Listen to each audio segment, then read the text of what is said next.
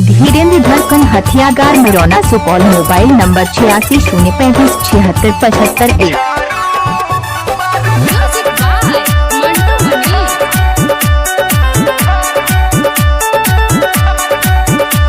हो गाजा भांग पी के मरबै पी के दारू जीवन हो बाबू भैया करो न दुलारू मर जाता।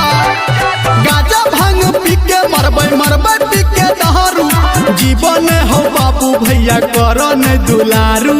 झारू मार झारू हमार में हरारू झारू मार झारू हमार में हरारू।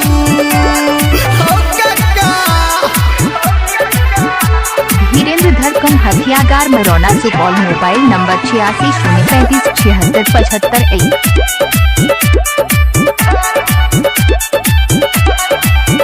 हे हो चूल्हा चौकी के हम रोटी बेले छी बउआ बुच्ची संगे हम गोटी खेले छी पोखर में कूद हम हेले छी शासन पर शासन के हम ही झेले छी।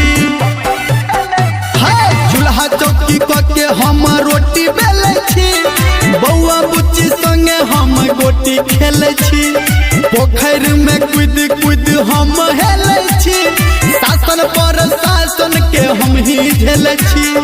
तब कोना हम बैसल छी हो कहो न बेगारू जीवन हो बाबू भैया करो न दुलारू। झारू मर झारू हमार में हरारू झारू मर झारू हमार में हरारू। कनियो ने भैलू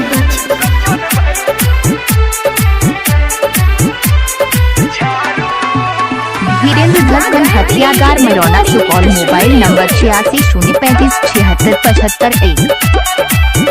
हे हो मौगी के हेडर से बिलाही रहे छी ओकरा इशारा पे हम बहै छी दुख पड़ल अपन हम सहै छी छौरा निर्मलिया के हम नहीं कहै छी बुझै छ।